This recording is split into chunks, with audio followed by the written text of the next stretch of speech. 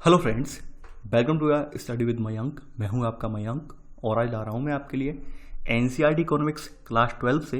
यहां पर आज आपकी जो है बुक बन चल रही थी माइक्रो इकोनॉमिक्स की, तो इसी के तहत आज आपका जो अध्याय 5वां है, यानी यहाँ पर हम बाजार संतुलन के बारे में जानेंगे। ठीक है, तो चलिए स्टार्ट करते हैं आज का वीडियो। देखते हैं क्या क्या डिस्कस करना है यहाँ पर और क्या क्या नोट डाउन करना है। देखिए, बात कर लेते हैं अब इस अध्याय की। देखिए, आपने पूर्ववर्ती अध्याय दूसरा, अध्याय चौथा पढ़ लिया था। ठीक है, यानी अध्याय 2 में आपने देखा था कि किसी वस्तु के लिए एक व्यक्ति विशेष की मांग, ठीक है, उसे वस्तु की मात्रा को बताती है जो कि उपभोक्ता विभिन्न जो कीमतों में उसे खरीदने को इच्छुक है। ठीक है, दूसरी बात आपने देखी थी चैप्टर 4 में यहाँ पर, यानी कि जो फर्में वगैरह हैं, यानी उत्पादनकर्ता वगैरह हैं, वो किस तरह से बाजार की दशा को देखते हुए उत्पादन को बना करते हैं, तो वो बात चैप्टर 4 में आपने देखी थी। अब देखिए, बाजार संतुलन से अभिप्राय यहाँ पे सीधा सीधा अभिप्राय ये है डिमांड एंड सप्लाई। ठीक है, बाजार संतुलन को एक लाइन में अगर समझना हो हमें तो डिमांड एंड सप्लाई। ठीक है, डिमांड कितनी है और हमारी सप्लाई कैसी हो रही है। ठीक है, क्या डिमांड कम है और हमारी सप्लाई ज़्यादा हो रही है तो कंडीशन क्या होगी।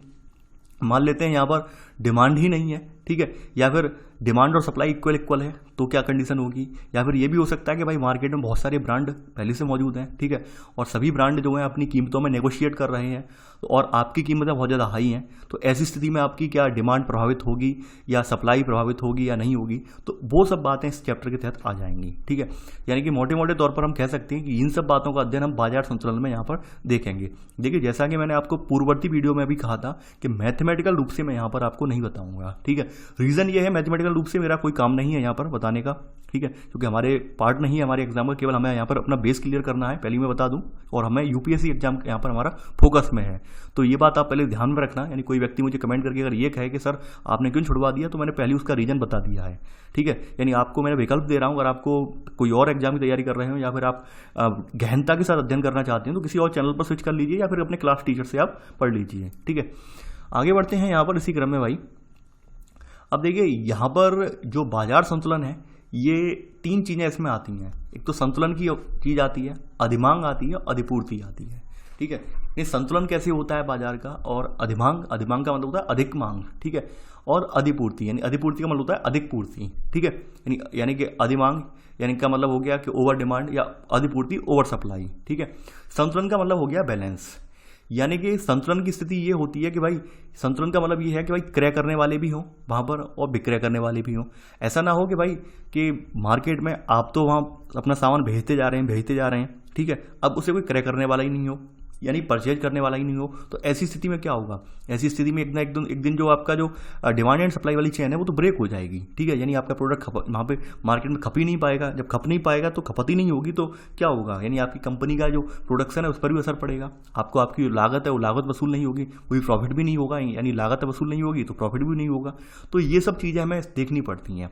और संतुलन हम मार्केट में संतुलन ये सब देखते हैं भाई मार्केट में कौन कौन सी फर्में पहले से स्थापित हैं, वो फर्में किस तरह से अपना व्यवहार बनाए हुए हैं, यानी किस तरह से अपने प्रोडक्ट की डीलिंग कर रही हैं, कैसे उसकी प्राइसिंग कर रही हैं, ठीक है, कैसे उसकी पूर्ति हो रही है। तो ये सब चीज़ें इसमें देखी जाएंगी। ठीक है, यानी कि यहाँ पर लिखा हुआ है कि जहाँ बाजार में सभी उपभोक्ताओं और फर्मों की योजनाएं सुमेलित हो जाती हैं और बाजार रिक्त हो जाता है। यानी संतुलन एक ऐसी स्थिति है जहाँ पर बाजार में क्या होता है कि सभी उपभोक्ता और फर्मों की योजनाएं सुमेलित हो जाती हैं और बाजार रिक्त हो जाता है। कहने का मतलब ये है, आप मोटी मोटी अनुमान से अपना एक अनुमान लगा लीजिए कि जहाँ पे रिक्त का मतलब ये लिखा गया है कि भाई कंपनी का माल खप जा रहा है, कंपनी का माल पूरा चला जा रहा है, बिक जा रहा है, और दूसरी बात उपभोक्ता भी उसे खरीद ले रहा है।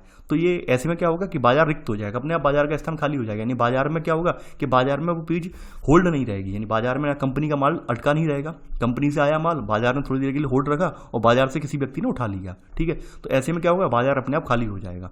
आप ऐसे समझ सकते हैं, यानी एक व्यक्ति ए है और दूसरा व्यक्ति बी है, और यहाँ पर मीडियम जो है ये आपका बाजार है। ठीक है, अब हम ए व्यक्ति को यानी बी तक बेचने के लिए यहाँ पर इस मीडियम में आना पड़ेगा। ठीक है, और यहाँ पर माल होल्ड रहेगा। ठीक है, अगर बी वाला व्यक्ति यहाँ से माल उठाएगा नहीं तो बाजार में यहाँ पे लोड पड़ता जाएगा, बाजार में संतुलन की स्थिति कायम नहीं होगी, बाजार असंतुलित हो जाएगा। अगर यहाँ से माल चला जाएगा इस व्यक्ति के पास तो क्या होगा, तो यही होगा कि बाजार रिक्त हो गया, संतुलन बना रहा और फिर से नया माल आएगा, फिर से कोई ना कोई खरीद लेगा। तो इस संतुलन की स्थिति ऐसी बनी रहती है। ठीक है, तो आप यहाँ संतुलन को लिख लेना कि संतुलन को ऐसी स्थिति के रूप में परिभाषित किया जाता है, ठीक है, जहाँ बाजार में सभी उपभोक्ता और तथा फर्मों की योजना सुमेलित हो जाती हैं और बाजार रिक्त हो जाता है। ठीक है, इसी में सब पॉइंट लिख लेना। देखिए संतुलन की स्थिति में क्या होता है, संतुलन की स्थिति में जिस कुल मात्रा का विक्रय करने की सभी फर्में इच्छुक हैं वह उस मात्रा के बराबर होता है जिसे बाजार में सभी उपभोक्ता खरीदने के इच्छुक हैं। यानी कहने का मतलब ये है कि भाई कंपनी जिस कीमत पे बेचना चाह रही है उसी कीमत पर जो है उपभोक्ता खरीदना चाह रहा है। ठीक है, और ऐसी स्थिति में दोनों के मध्य कोई विवाद नहीं है और वहां पर उसका जो प्रोडक्ट खप जा रहा है, प्रोडक्ट की खपत हो जा रही है, तो क्या होगा, बाजार अपने आप रिक्त हो जाएगा और ये संतुलन है। अब मान लीजिए कंपनी ने प्राइसिंग रख दी किसी 10 रुपये वाले बिस्किट की, जो आम प्रचलन में है बिस्किट 10 रुपये वाला, उसकी प्राइसिंग कर दी 10 से बढ़ाकर 15 रुपये। अब उपभोक्ता के सामने विकल्प भी बहुत सारे हैं, चूंकि बहुत सारी प्रतिद्वंदी कंपनियां पहले से मौजूद हैं और वो सब वही बिस्किट उसी इंग्रेडिएंट के साथ 10 रुपये में वो भी बेच रही हैं। तो उपभोक्ता यहाँ पर जो कंपनी ने 15 रुपये यहाँ पे उत्पाद की कीमत कर दी है, उस कंपनी का उत्पाद क्यों खरीदेगा, दूसरी कंपनी में स्विच कर जाएगा, यानी दूसरी कंपनी पर अपना जो है दूसरी कंपनी की ओर उन्मुख हो जाएगा। ठीक है, तो इस स्थिति से बचने के लिए क्या करते हैं, संतुलन की स्थिति होनी चाहिए। संतुलन का मतलब यही होता है कि आप कंपनी ने कहा कि भाई हम 8 रुपये कीमत तय की और उपभोक्ता ने कहा नहीं हम 9 रुपये में खरीद लेंगे, तो ये संतुलन की स्थिति है। हाँ भाई, संतुलन की स्थिति है, प्रोडक्ट यहाँ पे रुक नहीं रहा है, प्रोडक्ट चला जा रहा है। ठीक है, तो अपने आप बाजार जो रिक्त हो जाएगा, बाजार की एक साइकिल बनी रहेगी। तो संतुलन यही अवस्था है। आगे बढ़ते हैं, अधिपूर्ति और अधिमांग देख लेते हैं। यहाँ पर देखिए अधिपूर्ति से अभिप्राय यहाँ पर अगर हम देखें, अधिपूर्ति के बारे में देखें, ठीक है, यानी कि यहाँ पर अधिपूर्ति है कि यदि किसी कीमत पर बाजार पूर्ति बाजार मांग से अधिक है तो उस कीमत पर बाजार जो है, ठीक है, बाजार में अधिपूर्ति कहलाती है।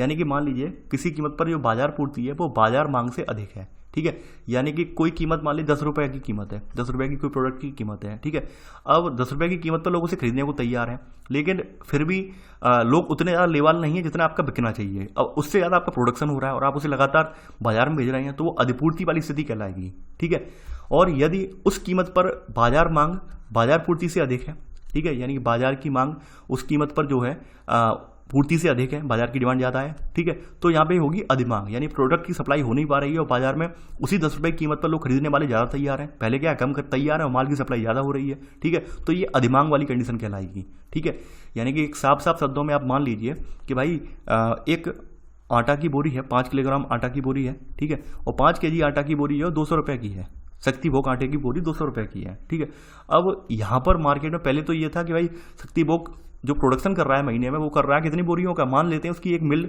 शक्तिभोग की एक मिल एक महीने प्रोडक्शन कर रही है, 5000 बोरियों का प्रोडक्शन कर रही है।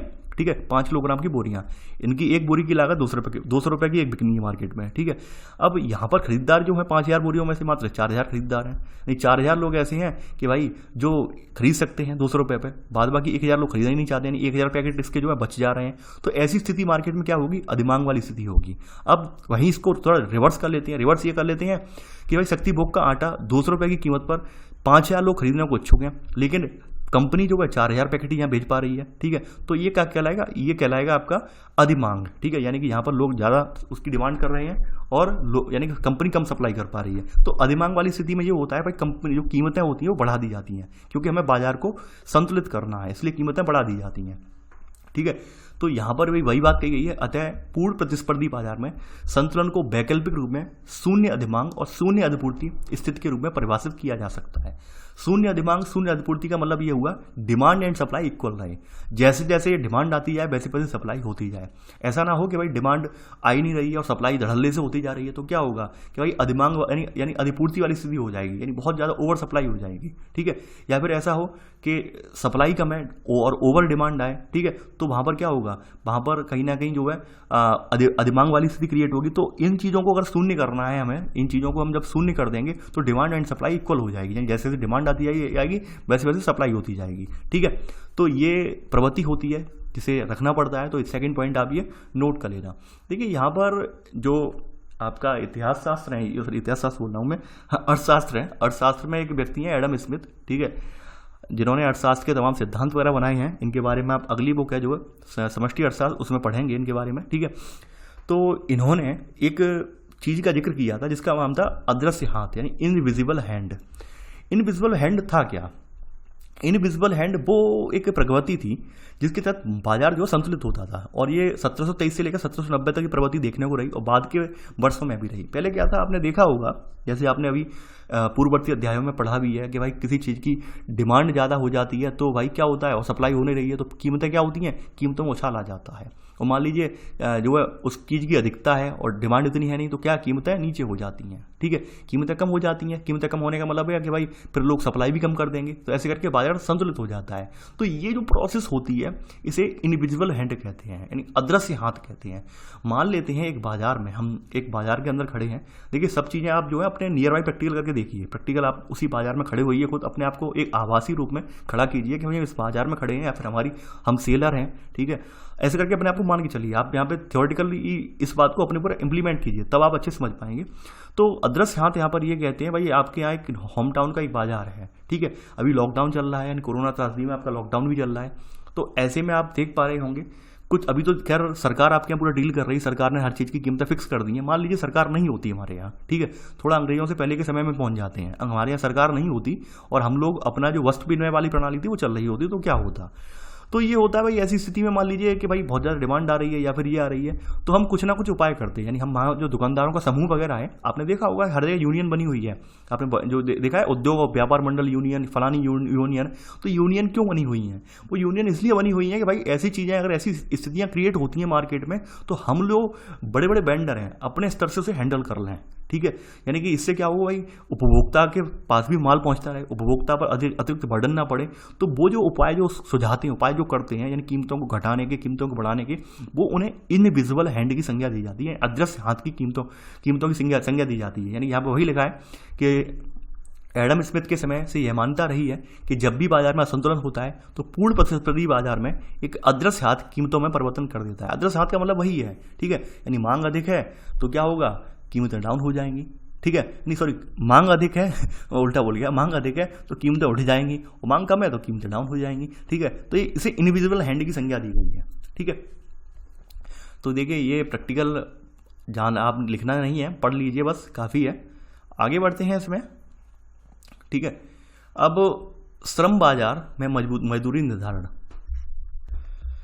देखिए श्रम बाजार में मजदूरी का निर्धारण जो होता है, ठीक है, तो आप एक स्थिति यहाँ पर मैंने आपको पहले बताई भी थी, ठीक है, कि इसमें निर्धारण जो होता है वो मजदूरों के द्वारा जो किया हुआ वर्क है, कितने घंटे में कर रहे हैं, उसके हिसाब से निर्धारण होता है मजदूरी का। ठीक है, ना कि श्रमिकों के हिसाब से, कि श्रमिकों की संख्या के हिसाब से नहीं होता है, बल्कि वो कितने घंटे काम कर रहे हैं, कितना प्रोडक्शन करके दे रहे हैं, उनके हिसाब से होता है। ठीक है, तो यहाँ पे वही लिखा है कि श्रम बाजार में श्रम की पूर्ति करने वाले घर परिवार हैं, और श्रम की मांगें कौन करती हैं, फर्में करती हैं। जबकि वस्तुओं के बाजार में स्थिति इसके बिल्कुल विपरीत होती है। ठीक है, यानी कि यहाँ यह इंगित करना महत्वपूर्ण है कि श्रम का अभिप्राय श्रमिकों द्वारा किए गए कार्य घंटों से है, ना कि श्रमिकों की संख्या से। यानी कि यहाँ पर अभिप्राय क्या है, ठीक है, यानी बाजार में, वस्तुओं के बाजार में श्रम का अभिप्राय कि भाई यहाँ पर मजदूर कितने घंटों में कार्य कर रहे हैं। ठीक है, श्रमिकों की संख्या हम काउंट नहीं करेंगे, बल्कि श्रमिक कितने घंटे में कार्य कर रहे हैं वो यहाँ पर काउंट करते हैं। श्रम बाजार में मजदूरी निर्धारण। ठीक है, लेकिन श्रम बाजार जो है, यानी बाजार में जब श्रम का निर्धारण किया जाता है तो इस तरह से किया जाता है। तो यहाँ पर आप यहाँ से लेकर ये पॉइंट यहाँ तक लिख लेना। देखिए आज थोड़ी मेरी तबीयत थोड़ी ठीक नहीं है गर्मी की वजह से, तो इसलिए थोड़ा मुझे दिक्कत हो रही है, मतलब वॉमिटिंग जैसी फील हो रही थी, फिर भी मैंने लेक्चर आपके लिए रिकॉर्ड कर रहा हूँ मैं ये। अब देखिए यहाँ पर अगला जो पॉइंट कहा गया है, यहाँ पर वही बात कही गई है। देखिए ऊपर आपने ह्रासमान सिद्धांत हर जगह एप्लीकेबल होगा। ह्रासमान सिद्धांत तब एप्लीकेबल होता है जब आप कहीं ना कहीं एक किसी चीज पर परिवर्ती, यानी कि एक किसी कारक को परिवर्ती कर रहे हो। ठीक है, यानी कोई एक कारक स्थिर कारक हो, दूसरा कारक परिवर्ती कारक हो, और परिवर्ती कारक की मात्रा आप लगातार बढ़ाते जाएं, चाहे आप मान लीजिए पूंजी बढ़ाते जाएं, और आपने पूंजी बढ़ा दी, श्रम नहीं बढ़ाया, ठीक है, तो भी उसका एकदम सीमांत प्रभाव पड़ जाएगा। तो वो चीज़ें यहाँ पर भी कही गई हैं, यानी श्रम एक बैलेंस में बढ़ाया जाएगा, यानी श्रम के कारक में एक बैलेंस में परिवर्तन किया जाएगा तो मुनाफा होगा। और आप हद से ज़्यादा उसमें परिवर्तन कर देंगे तो यकीन मानिए वो घाटे का सौदा होगा। ठीक है, तो वही बात यहाँ पर कही गई है, वो बात आप पढ़कर आए हैं हर जगह। ठीक है, यहाँ पर वही बात लिखी हुई है कि लाभ अधिकतम करता होने के कारण फर्म सदा उस बिंदु तक श्रम का उपयोग करेगी जिस पर श्रम की अंतिम इकाई के उपयोग की अतिरिक्त लागत उस इकाई से प्राप्त अतिरिक्त लाभ के बराबर हो। देखिए इसमें ये कहा गया है कि जब लाभ अधिकतम करता होने के कारण जो फर्म उस बिंदु तक श्रम का उपयोग करेगी जिस पर श्रम की अंतिम इकाई के उपयोग की अतिरिक्त लागत उस इकाई से प्राप्त अतिरिक्त लाभ के बराबर है। कहने का मतलब ये है, यहाँ पर लाइन वही है, यानी लाइन का कहने का अर्थ कोई चेंज नहीं हुआ है। लाइन का अर्थ जो मैंने भी आपको सरल शब्दों में बताई वही लाइन है, यानी कि कंपनी हमेशा ये ध्यान रखती है कि हम जो श्रम बढ़ा रहे हैं, यानी अपने यहाँ लेबर वगैरह बढ़ा रहे हैं या श्रम पर जो प्रोडक्शन करवाने के लिए उसके कार्य के घंटे बढ़ा रहे हैं या फिर आदमियों को बढ़ा रहे हैं, उनसे कार्यशील घंटे बढ़ाने की कोशिश कर रहे हैं, तो हम एक बैलेंस में बढ़ाएं। ऐसा ना हो कि भाई हद से ज़्यादा बढ़ा दें, हमने घंटे इतने ज़्यादा बढ़ा दिए, उतनी मार्केट में खपत है नहीं, उतना मार्केट में माल की खपत हो नहीं पा रही, उतनी हमारी सप्लाई हो नहीं पा रही है, उतनी डिमांड आ नहीं रही है। यानी कि हमें इतनी एक बैलेंस में बढ़ाना है कि हमारा जो लाभ अर्जित हो रहा हो वो लगभग आप जितना श्रम लगा रहे हैं उसके बराबर रहे। ठीक है, यहाँ पर यानी कि जो अतिरिक्त लागत आप लगा रहे हैं वो अतिरिक्त लाभ के बराबर हो, यहाँ पर वही बात कही गई है और कोई नई बात नहीं है। यानी कि आपने एक किसी कारक में परिवर्तन किया, ठीक है, यानी अल्पकालीन समय में किसी कारक में परिवर्तन किया और मान लीजिए श्रम वाले कारक में आपने परिवर्तन कर दिया, ठीक है, तो वही बात यहाँ पर दोहराई गई है कि भाई श्रम वाले कारक में आपने जो परिवर्तन किया है, उसमें अतिरिक्त परिवर्तन जो आपने किया है वो आपका अतिरिक्त लाभ अगर आपको मिल रहा है, ठीक है, तो आपका वो सही है। अगर आप अतिरिक्त लाभ नहीं मिल रहा है, वो लाभ जो है निचले स्तर पर जा रहा है, तो वो कोई फायदेमंद नहीं होगा। ठीक है, तो वो बात यहाँ पर लिखी हुई है, तो ये नोट करके आप पॉइंट लिख लेना। ठीक है, चलिए आगे बढ़ते हैं।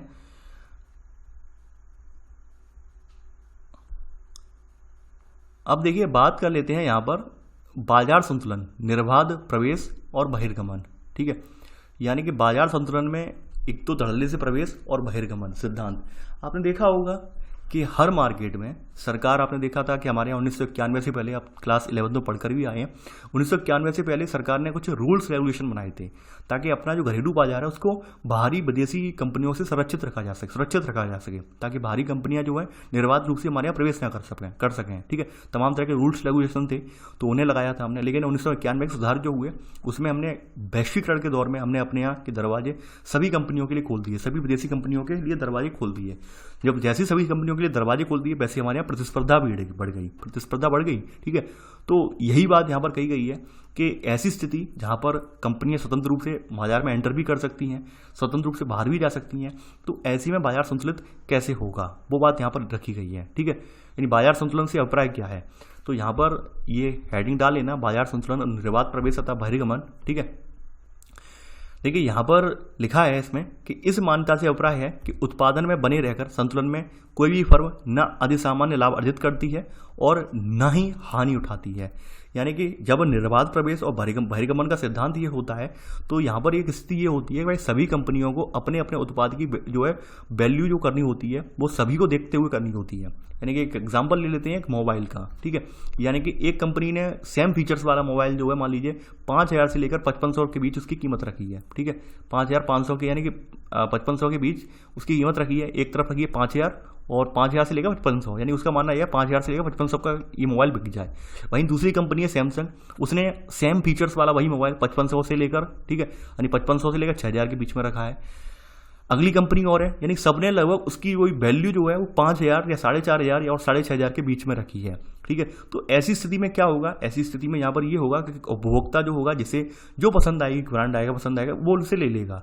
और ऐसी स्थिति में क्या होगा, भाई कोई कंपनी यहाँ पर अपना प्राइस बढ़ा नहीं रही है, प्राइस अगर बढ़ा देगी तो उसके आगे में सेल घट जाएगी, सेल गिर जाएगी। ठीक है, और उसे वहाँ से बाजार से वॉकआउट करना पड़ेगा कंपनी को। ठीक है, तो ऐसी स्थिति क्यों होती है, ऐसी स्थिति में क्या होगा कि भाई सभी कंपनियां ये रख लेती हैं कि भाई हम अपनी जो हमारी लागत आई है, लागत से थोड़ा सा मुनाफा हो जाए, न्यूनतम मुनाफा हो जाए, उसी पे हम बेच देंगे। ठीक है, तो ऐसे करके क्या रहता है कि आपका ना तो किसी कंपनी को यहाँ पे अतिरिक्त लाभ अर्जित होता है, ज़्यादा बिजनेस लाभ अर्जित होता है, और ना ही हानि होती है। यानी उनका प्रोडक्ट की खपत होती रहती है, बस इतना ही है इनका। ठीक है, जब ज़्यादा बहुत बड़ा मार्केट होता है, बहुत सारी कंपनियां होती हैं और सभी की प्राइसिंग लगभग सेम है, सभी के फीचर्स भी सेम है, तो उस स्थिति में यहाँ पर वही अभिप्राय दर्शाया गया है। ठीक है, यहाँ पर जो लाभ है वो अधिसामान्य रूप से लाभ होता है, यानी ज़्यादा लाभ नहीं होता है। आप कहेंगे एकदम लाभ होता चला जाएगा एक कंपनी को, दूसरी कंपनी घाटे में जाएगी, ऐसा बिल्कुल भी नहीं है। जब सेम कंपनियां, वही सब कंपनियां और वही सब का उत्पाद है, सभी की वैल्यू वही है, तो किसी को भी लाभ और किसी को घाटा नहीं होता है। यहाँ पर वही बात लिखी हुई है। ठीक है, तो यहाँ पर लिख लेना पहला पॉइंट कि इस मान्यता से यहाँ से लेकर यहाँ तक। ठीक है, यानी कि दूसरे शब्दों में संतुलन कीमत फर्मों की न्यूनतम औसत लागत के बराबर होगी। ठीक है, आगे बढ़ते हैं। यहाँ पर अगली बात कही गई है कि कई फर्में जो है वो बाजार में प्रवेश करती हैं। ठीक है, और यहाँ पे कहा गया है पूर्ति वक्र दाहिनी की ओर शिफ्ट हो जाता है, लेकिन मांग अपरिवर्तित तो रहती है। यानी कि जैसे ही फर्में जो है मार्केट में प्रवेश करती हैं, पूर्ति वक्र जो होता है वो ऐसे चला जाता है। ठीक है, यानी ऐसे ना जाकर वो नीचे की तरफ चला जाता है। ठीक है, इसके फलस्वरूप क्या होता है, बाजार की कीमतें गिर जाती हैं। यानी कि जब मान लीजिए बाहर से कोई कंपनी आ गई और कंपनी ने वही सेम उत्पाद अपना बेचना शुरू कर दिया, ठीक है, तो क्या होगा, बाजार में तो भाई जो ग्राहक हैं, ग्राहक थोड़ी ना बढ़े हैं, कंपनियां बढ़ गई हैं, ग्राहक थोड़ी ना बढ़े, ग्राहक तो उतने ही हैं। तो क्या होगा, ऑब्वियस की बात है, उस प्रोडक्ट की भरमार हो जाएगी। प्रोडक्ट की जब भरमार होगी तो क्या होगा, कीमतें अपने आप ही गिर जाएंगी। ठीक है, तो यहाँ पर जो लाभ मिल रहा है सभी कंपनियों को, लाभ कहीं ना कहीं समाप्त हो जाएगा। यानी फिर तो उपभोक्ताओं के विकल्प भी विकल्प होंगे। यानी मान लीजिए एक 10 लाख का शहर है, 10 लाख आबादी का शहर है, ठीक है, अब 10 लाख आबादी के शहर में अभी जो कंपनियां डीलिंग कर रही हैं, मान लीजिए हम मानते हैं फूड से रिलेटेड प्रोडक्ट हैं, FMCG वाले प्रोडक्ट हैं, उसमें लगभग 100 कंपनियां डीलिंग कर रही हैं। ठीक है, और 100 कंपनियां लगभग 10 लाख लोगों की डिमांड पूरी कर पा रही हैं, अच्छे से पूरी कर पा रही हैं, कंपनी को भी लाभ हो रहा है यहाँ पर, और 10 लाख लोगों की नीड पूरी हो रही है। अब यहाँ पर आगे 100 कंपनियां और ऐड हो जाएं FMCG सेक्टर में, यानी फास्ट मूविंग कंज्यूमर गुड्स में अगर यहाँ पे 100 कंपनियां और ऐड हो गई, अब लोग तो वही हैं। अब यहाँ पर क्या होगा, कंपटीशन जब बढ़ जाएगा, तो कंपटीशन बढ़ने का मतलब ये है कि भाई पहले जो 100 कंपनियां ने अच्छा खासा लाभ मिल रहा था, अब वो लाभ इन्हें नहीं मिलेगा। अब ये एक सामान्य स्तर पे पहुंच जाएंगी। ठीक है, क्योंकि जब 200 कंपनियों के उत्पाद होंगे, जनता तो वही है, जनसंख्या थोड़ी ना बढ़ी है। ठीक है, जनसंख्या तो वही रही है, तो ऐसे में क्या होगा भाई, कंपनियों को घाटा भी उठाना पड़ सकता है, कीमतें नीचे भी जा सकती हैं। ठीक है, क्योंकि कंपटीशन बढ़ा है। तो ये सब सामान्य बातें हैं, वही बातें यहाँ पर कही गई हैं। ठीक है, तो यहाँ पर अगला पॉइंट नोट कर लेना कि जैसे ही कई फर्में बाजार में प्रवेश करती हैं, ठीक है, तो पूर्ति वक्र दाहिनी ओर की ओर शिफ्ट हो जाता है, लेकिन मांग जो है अपरिवर्तित रहती है। इसके फलस्वरूप बाजार कीमत गिर जाती है, और जैसे ही कीमतें गिरती हैं, अति सामान्य लाभ यहाँ पर समाप्त हो जाता है। ठीक है, आगे बढ़ते हैं। यहाँ पर कहा गया है इस बिंदु पर जहाँ सभी फर्में बाजार में सामान्य लाभ अर्जित कर रही हैं और किसी और फर्म के प्रवेश के लिए कोई प्रोत्साहन नहीं होगा, यानी कि कहने का मतलब ये है कि भाई सभी फर्में जो हैं, अगर शुरुआत में सामान्य लाभ उन्हें मिल रहा है और वहाँ पे कोई और फर्म आना चाह रही है, तो उसके लिए इतना आसान नहीं होगा। ठीक है, यानी वहाँ पर सबको मिल रहा है, और वहाँ पर मान लीजिए कम फर्में आ जाती हैं तो वही स्थिति क्रिएट हो जाती है, यानी अप एंड डाउन वाली सिचुएशन जाती है वहाँ पर। ठीक है, मैंने एग्जांपल भी दिया, FMCG का सेक्टर का एग्जांपल भी दिया कि 100 कंपनियां 10 लाख के शेयर को हैंडल कर रही हैं, लोगों की सप्लाई जो है अच्छी खासी हो रही है, लोगों की डिमांड अच्छी खासी आ रही है, और कंपनियों को लाभ भी अर्जित हो रहा है। लेकिन यहाँ पर 100 कंपनियां FMCG से रिलेटेड और 100 कंपनियां यहाँ पे आ गई, तो क्या वो कंपटीशन बढ़ जाएगी, लोगों के पास विकल्प बढ़ जाएंगे, चॉइस। ठीक है, और चॉइस जब के विकल्प जब बढ़ेंगे तो क्या होगा भाई, ये होगा भाई पहले 100 कंपनियां जिन्हें अच्छा खासा लाभ हो रहा था, वो लाभ उतना अर्जित नहीं कर पाएंगी। ठीक है, तो वो बातें यहाँ पर कही गई हैं। आगे बढ़ते हैं। यहाँ पर अब यहाँ पर लिखा है, ठीक है, यहाँ पर लिखा है कि पिछले अध्याय में हमने देखा कि जब तक कीमत न्यूनतम औसत से अधिक है, ठीक है, फर्में असामान्य लाभ अर्जित करेंगी।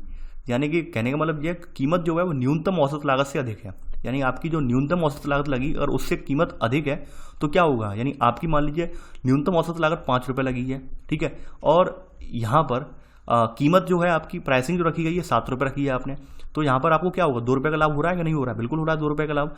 ठीक है, और यहाँ पर दूसरी कंडीशन रखी गई, तथा न्यूनतम औसत लागत से कम कीमतों पर सामान्य से कम, ठीक है, सामान्य से कम लाभ प्राप्त करेंगे। यानी कि दूसरी कंडीशन ये हो गई कि हमारी न्यूनतम लागत लगी 5 रुपये और मार्केट में वो जा रहा है 4.5 रुपये का। ठीक है, तो क्या होगा, हमें लाभ थोड़ी ना हो रहा है, हमें तो 50 पैसे का नुकसान हो रहा है। 50 पैसे के नुकसान में क्या होगा, कंपनी वॉकआउट कर जाएगी, कंपनी वहाँ से छोड़ के भाग जाएगी। ठीक है, यानी यहाँ पर वही लिखा है, अतः न्यूनतम औसत लागत से अधिक कीमतों पर नई फर्में प्रवेश करेंगी और न्यूनतम औसत लागत से कम कीमतों पर विद्यमान फर्में बहिर्गमन करेंगी।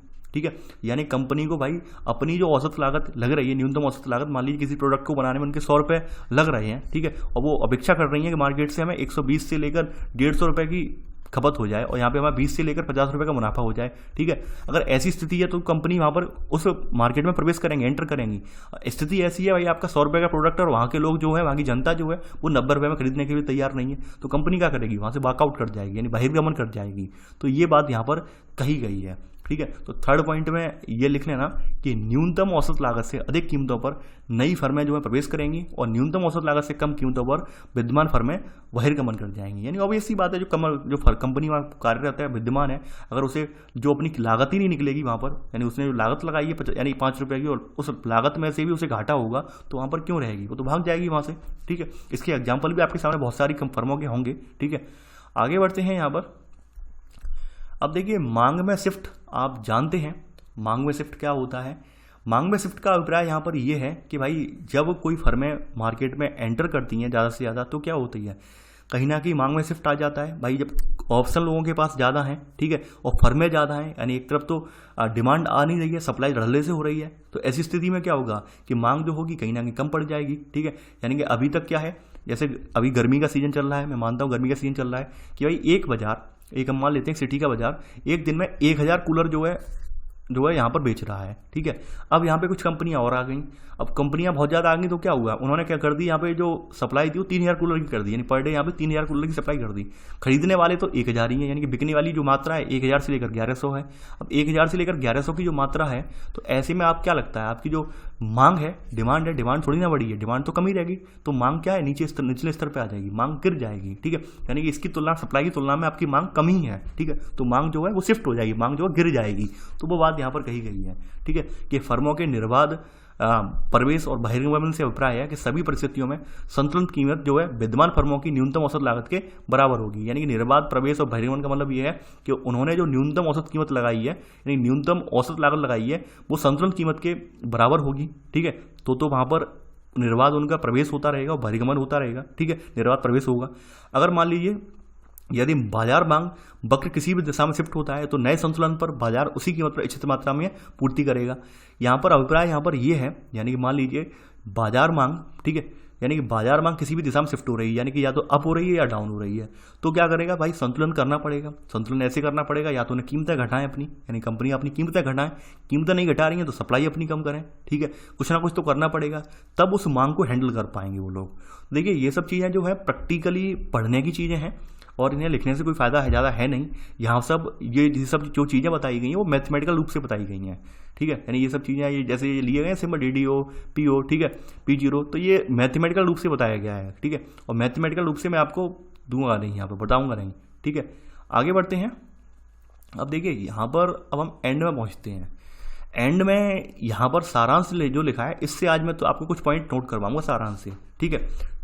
अब देखिए पहली बात यह है पूर्ति वक्र, जो आपका पूर्ति वक्र आप देख रहे हैं, ठीक है, तो पूर्ति वक्र अपवर्तित जब रहता है, ठीक है, यानी पूर्ति वक्र के अपवर्तित रहने पर जब मांग वक्र दाईं ओर शिफ्ट होती है, तो फर्मों की स्थिर संख्या होने पर संतुलन मात्रा में वृद्धि होती है, ठीक है।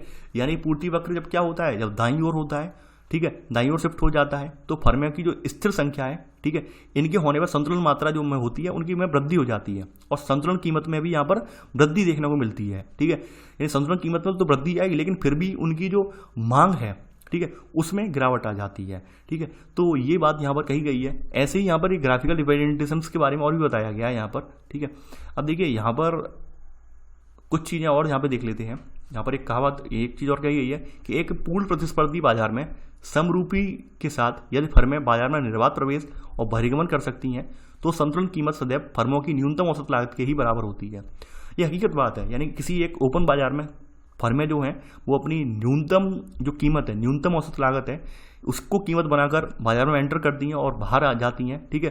तो वहाँ पर जो कीमत संतुलन है, ठीक है, वो इसके बराबर ही होगा, न्यूनतम औसत लागत के बराबर ही होगा, यानी ज़्यादा नहीं ले पाएंगे, क्योंकि वहाँ पे सबके लिए मार्केट खुला हुआ है, कोई भी आ सकता है, कोई भी जा सकता है, ठीक है, तो उससे ज़्यादा नहीं ले पाएंगे।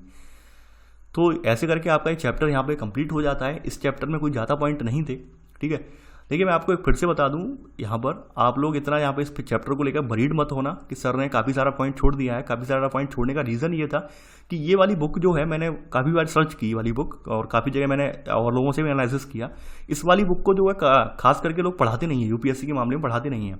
सब लोग जो है समष्टि वाली बुक जो है, यानी कि मैक्रो वाली बुक है, उसी पर फोकस करते हैं, क्योंकि मैक्रो वाला जो कॉन्सेप्ट होता है वो हमारे राष्ट्रीय आय से जुड़ा हुआ होता है, रोजगार से जुड़ा हुआ होता है, और उसका महत्व जो है यूपीएससी मेंस एग्जाम में है, जबकि इसका महत्व नहीं है। ये जो बुक है एक इंडिविजुअल रूप से आप कह सकते हैं कॉमर्स वाले स्टूडेंट वगैरह जो हैं, आपके अर्थशास्त्र पढ़ने वाले स्टूडेंट जो है, उनके लिए तो उपयोगी है ये बुक, लेकिन अगर हम यूपीएससी पॉइंट ऑफ व्यू से देखें तो हमारे लिए वो वाली बुक उपयोगी है, ठीक है, क्योंकि हमें बाजार हैंडल नहीं करना है भाई। हमारी यूपीएससी में ये नहीं पूछा जाएगा भाई आपको कोई, आप अगर किसी जगह कलेक्टर हैं तो आपको कैसे बाजार हैंडल करना है, बाजार देखना है, बाजार की कीमतें कैसे स्थिर करनी है, वो वहाँ पर नहीं देखा जाएगा, ठीक है। तो ये इस वजह से ये लोग छुड़वा देते हैं किताब, ठीक है, यानी अधिकतर मैंने हर जगह इसका पता किया, हर जगह से, तो लोग इसे जो है स्किप करवा देते हैं, और यही रीज़न था। पहली बार में क्या हुआ था, प्रथम दृष्टया जब मैंने किताब शुरुआत में इकोनॉमिक्स की निकाली थी शुरुआत में किताब, तो ये किताब उस समय उस जगह पर, यानी कि एक आईएएस वाला ही चैनल था, उस जगह पर आपकी समष्टि अर्थशास्त्र वाली किताब तो पढ़ी हुई थी और क्लास 12 की ये वाली किताब नहीं थी, मौजूद नहीं थी। ठीक है,